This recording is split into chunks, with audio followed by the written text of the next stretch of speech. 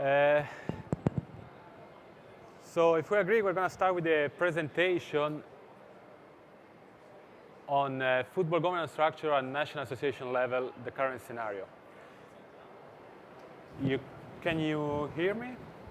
Okay, yeah. So first of all, thanks for coming. It's nice to see people interested in a topic that might be not the fanciest one, but is definitely an important one in the world of sports. Just before starting with the presentation, like a few words about CIA Sport Intelligence, which is the new research and analysis division that we're launching today. And so why has CIS decided to develop this new research and analysis division now? Is because we believe that due to several factors, including improves in technology and communication, increasing financial interest at stakes, sports organizations need to be more responsible than ever in facing the challenges they are facing, as well as carrying out their activities.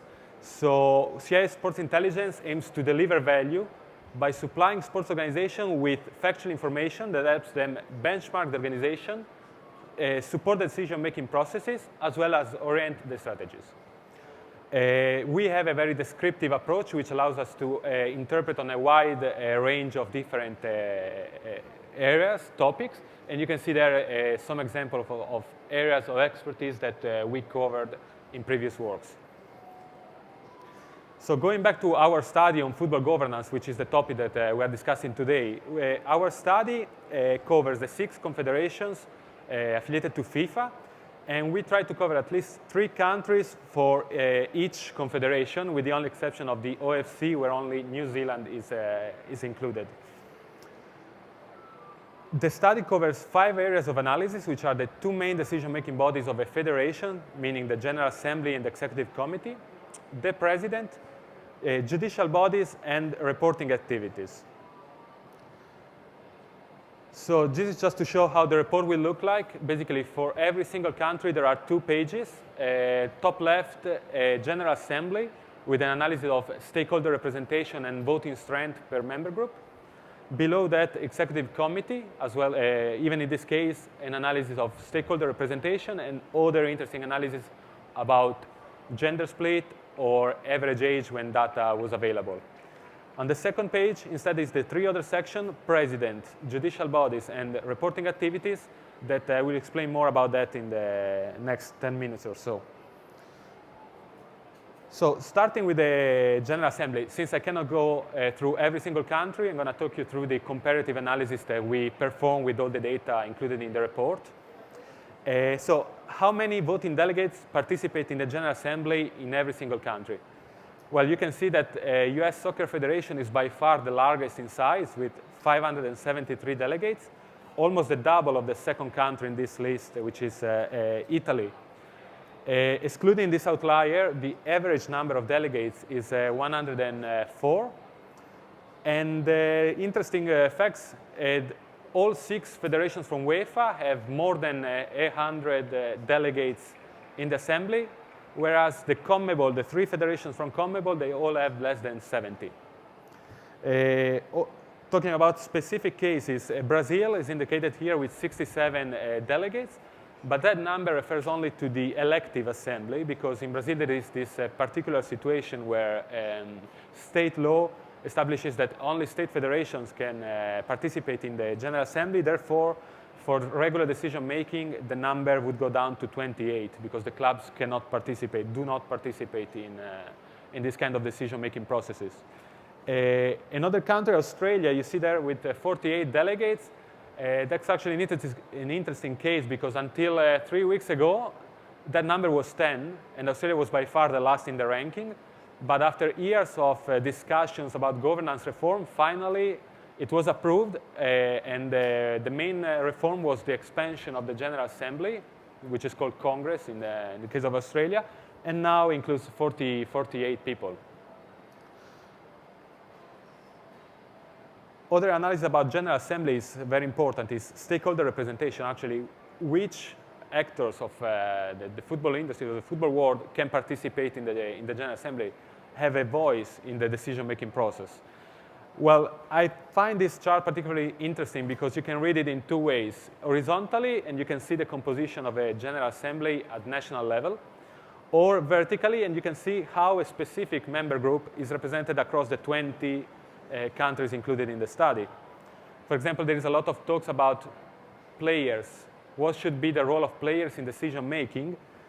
You see that in these 20 countries, the voice is very little, or they don't have voice at all because it's about 2%, 1%, 1%. There are only 3 exceptions, which are US, Italy, and Spain, where players actually do have at least 20% of the votes in the General Assembly. Same thing for women's football, which is also a hot topic at the moment, and you see that the representation of women's football in General Assemblies is almost non-existent, if we can say that. Moving on to the Executive Committee, the second important decision-making body of the National Association. Of course, the numbers are much smaller than a General Assembly. Here, the average is about 14 people in an Executive Committee, which is called also the board, as it is called in this part of the world. The biggest in size is South Africa, whereas the smaller is Mexico, actually, with only 5 representatives, one from the Liga MX, one from Ascenso MX, Segunda y Tercera División. As I said, like, the average is 14 people, so 1/10 or a little bit 1/8 of the size of a General Assembly. But about Executive Committee, what is interesting is actually who appoints or elects the members of the Executive Committee. So dark blue is when the GA appoints the members, light blue is where the member group appoints the members of the Executive Committee, and white is when the president that has this responsibility or the Executive Committee itself. As you can see, the dark blue is the predominant color in the chart, although in 6 cases, the General Assembly appoints the member of the Executive Committee as part of the elections of the president. Because how it works is that basically the president runs for the elections, and he has to submit a list of names that will be appointed in the Executive Committee should he be elected. Light blue member group is also quite a common case. It's when the members, basically a member group elects their representative to the Executive Committees. For example, the player representative is elected within the player association. And this includes also the kind of the so-called ex officio members. For example, if the statute establishes that the president of the league has to be in the Executive Committee, this will be elected in the player association, within the player association structure. Finally, in few cases, it's the president itself that has the possibility to name few members in the Executive Committee, or is it members of the Executive Committee that have to name some additional members. In this case, they are called co-opted members. But as you can see, it's very rare. It's quite, it's predominant in the case of Australia, where 43% of the members are appointed like this. But for example, even in the case of Saudi Arabia or Germany, even when the members are appointed by the members of the Executive Committee, this decision has to be ratified by the General Assembly. So there is this kind of cross-check. Moving on to the third section about the president of a national association. So we analyze 4 different aspects. Basically, who elects the president of a national association? For how long, the duration of each mandate, how long is each mandate long? Is there any limit of terms for presidency? And is there any age limit to cover this position? And so who elects the president? In 17 cases out of 20 is the General Assembly. But there are 3 cases, Australia, Colombia, and Japan, where actually this responsibility falls on the Executive Committee. Even Mexico is a particular case, because in Mexico it's the Executive Committee that proposes a name, and the General Assembly has to confirm it. In terms of duration, obviously every federation establishes a certain duration for each mandate, and 4 years is the most common option or choice. A limit of terms situation is quite different, because only there are 12 countries out of 20 that do not have any limit in terms of mandates that a president can cover. And the age limit is even more rare, as only 6 countries establish in the statute an age limit for the president. And usually 70 years is the choice included in the statutes. Fifth session is a bit of a legal aspect. It's about judicial bodies. So basically, what you can see there is the structure of FIFA, one that comprises of a disciplinary committee, an ethics committee, and an appeals committee. So what we have done is identify for each of the national associations which are the judicial bodies that are within the structure of the association, and compare the situation with the model of FIFA.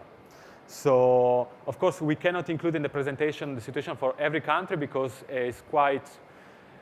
the situation may vary greatly between each country, so it's difficult to standardize the situation, the status at each country level.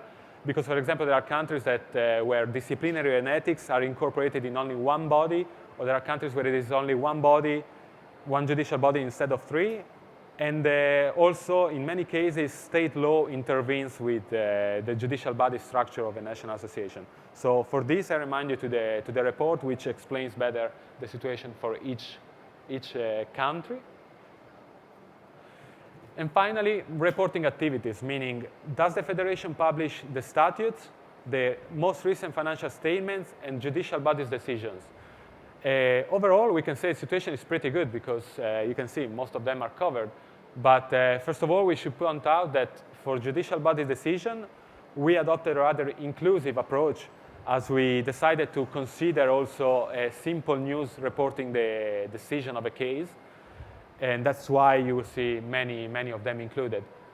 Interesting, Brazil is the only country where official statutes are not on the National Association's website. So in this case, since it's quite of an anomaly, we actually contacted the federation to ask why is that the case. And they said that, yes, first of all, it's true. And, but it's because they temporarily removed the statutes because they are under review. But they wanted to clarify that the statutes are public and are registered at the public notary. So that's just reporting what they responded. So, well, I kept it short because I just wanted to give you an overview of the report. Of course, if you are interested, you should check the report, which is much more detailed. The report will be published on Tuesday. So if you're interested, you should find it on our website, cis.ch. Or even better, you can send us an email at sports.intelligence@cis.ch, and you will be registered in our mailing list, and you will receive all the future reports because we plan to release more of these. Of course, do not hesitate to contact us for any other question to the same address. And I thank you very much for the attention. And if there is any question, I'm happy to take it. Thank you very much. Thank you. Well, thank you. CIS organizes the FIFA Master, which brings together more than 500 people working in the sports industry around the world, and is, if I'm not mistaken, recognized the best sports postgraduate course in the world as well by Sport Business Ranking. But you can tell us more about that. I'm asking you, do you reach out to this network worldwide for these reports? All FIFA Master placed all over the world working in sports, they contribute to the sports intelligence unit of CIS? Yes, the idea is that I will answer to the question about the master as well. But the idea with regards to the report is that in the future, we for sure will take advantage of the network of CIS because, as you said, it's really huge and it's everywhere. So for sure, it would be very beneficial to use this network. We didn't do it for this report because we decided to rely on publicly available information only in this case. But for sure, now that the sports intelligence is launched, we will take advantage of the network to deliver and publish more reports and more detailed reports. Just a few notes about what you mentioned is that, yes, CIS has 3 main areas of activities, which are research, consulting, and education. And the education is very famous, let's say, for this FIFA Master, which is considered to be the most popular or the most or the best, was actually named the best sports management course program in the world. Actually, I did it 4 years ago. I can surely recommend it to everyone. another question for on the floor. I noticed that there's many, we can say, rankings in the study. So every sort of page there was, they were ranked by many sort of categories. Is there a plan to somehow put all these sort of numbers together and come up with a ranking of governance, rank them in somehow? Is that not the objective? We thought about that. Good question, but thank you. We really thought about that, but for this report we decided not to deliver any ranking because it could be a bit sensitive, you know, if you start ranking countries based on governance. For the moment, we decided to take a more another type of approach, just presenting the data how they are. So basically, we just describe the situation, and then everyone can draw their own conclusions. Because also there is not, I mean, this is not black or white, you know. It could also be, is having a big General Assembly good, or is maybe when it's too big it's bad? So how do you define that? So for the moment, we decided just to present the situation how it is, and just to spread a bit of knowledge and insights, and without diving into like rankings or something like that, because it could be a bit sensitive, especially when you start doing this kind of activities. So if there isn't any other question, I think with time we did quite well, so it's good.